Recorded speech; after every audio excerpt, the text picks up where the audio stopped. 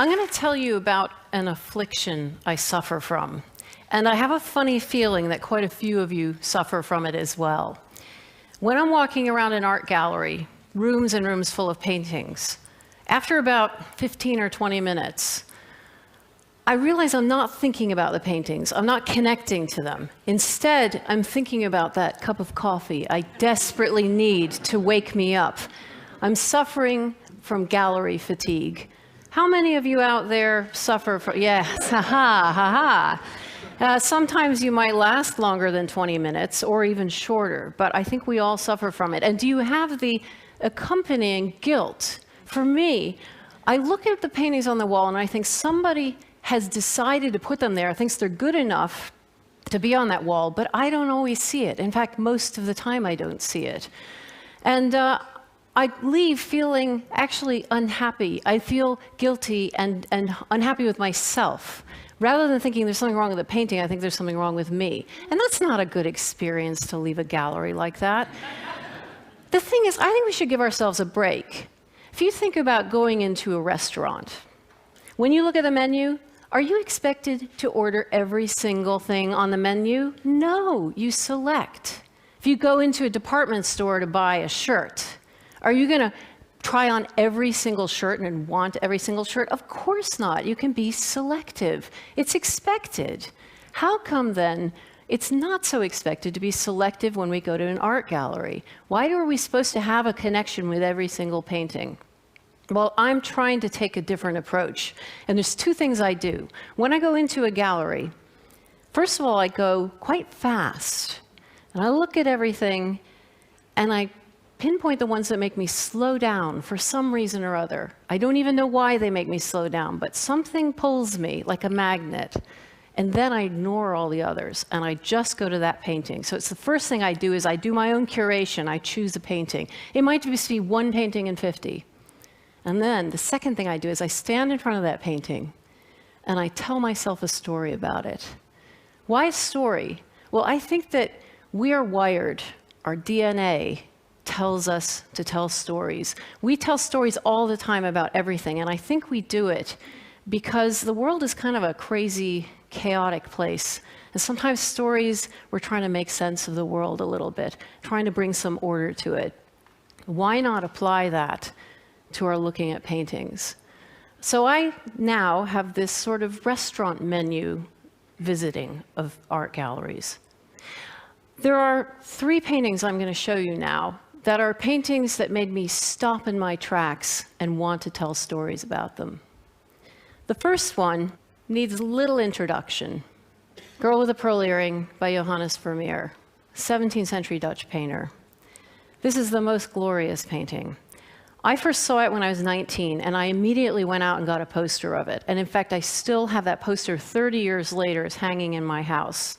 It's accompanied me everywhere I've gone. I never tire of looking at her. What made me stop in my tracks about her, to begin with, were just the gorgeous colors he uses and the light falling on her face. But I think what's kept me still coming back year after year is another thing, and that is the look on her face, the conflicted look on her face. I can't tell if she's happy or sad, and I change my mind all the time. So that keeps me coming back. One day, 16 years after I had this poster on my wall, I lay in bed and looked at her, and I suddenly thought, I wonder what the painter did to her to make her look like that. And it was the first time I'd ever thought that the expression on her face is actually reflecting how she feels about him. Always before, I had thought of it as a portrait of a girl. Now I began to think of it as a portrait of a relationship. And I thought, well, what is that relationship? So I went to find out. I did some research and discovered we have no idea who she is.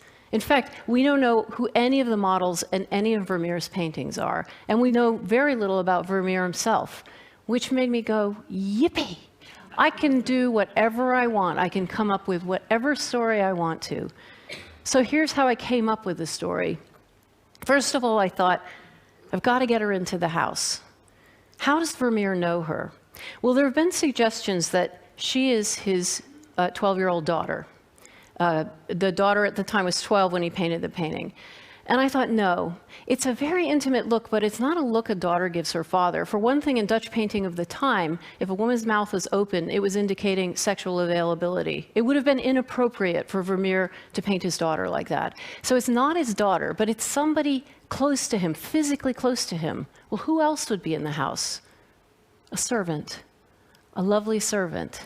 So she's in the house. How do we get her into the studio? We don't know very much about Vermeer, but the little bits that we do know, one thing we know is that he married a Catholic woman. They lived with her mother in a house where he had his own room, his studio. He also had 11 children. It would have been a chaotic, noisy household. And if you've seen Vermeer's paintings before, you know that they're incredibly calm and quiet. How does a painter paint such calm, quiet paintings with 11 kids around? Well, he compartmentalizes his life. He gets to the studio and he says, nobody comes in here. Not the wife, not the kids. Okay, the maid can come in and clean. She's in the studio. He's got her in the studio, they're together, and he decides to paint her. He has her wear very plain clothes. Now, all of the women, or most of the women in Vermeer's other paintings, wore velvet, silk, fur, very sumptuous materials. This is very plain. The only thing that isn't plain is her pearl earring. Now, if she's a servant, there is no way she could afford a pair of pearl earrings. So those are not her pearl earrings. Whose are they? We happen to know there's a list of Katerina, the wife's clothes. Amongst them, a yellow coat with white fur, a yellow and black bodice. And you see these clothes on lots of other paintings, different women in the paintings, Vermeer's paintings. So clearly her clothes were lent to various different women. It's not such a leap of faith to take that that pearl earring actually belongs to his wife. So we've got all the elements for our story.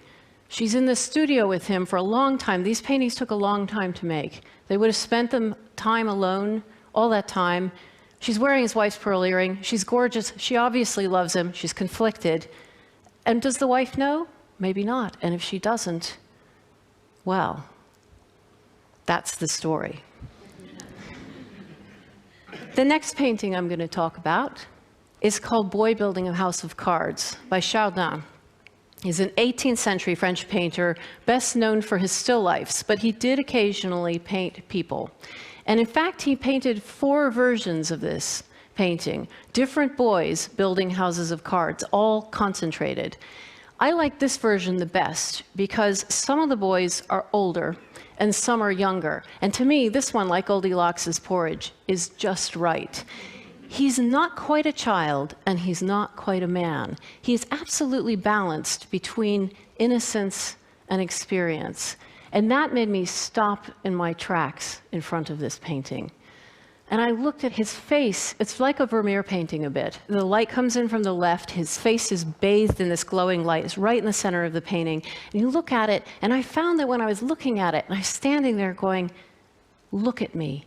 Please look at me. And he didn't look at me. He was still looking at his cards, and that's one of the seductive elements of this painting, is he's so focused on what he's doing that he doesn't look at us. And that is, to me, the sign of a masterpiece, of a painting when there's a lack of resolution. He's never going to look at me. So I was thinking of a story where if I'm in this position, who could be there looking at him? Not the painter. I don't want to think about the painter. I'm thinking of an older version of himself. He's a man, a servant, an older servant looking at this younger servant saying, look at me. I want to warn you about what you're about to go through. Please look at me. And he never does. And that lack of resolution, the lack of resolution in Girl with a Pearl Earring, we don't know if she's happy or sad. I've written an entire novel about her, and I still don't know if she's happy or sad. Again and again, back to the painting, looking for the answer, looking for the story to fill in that gap. And we may make a story, and it satisfies us momentarily, but not really. And we come back again and again.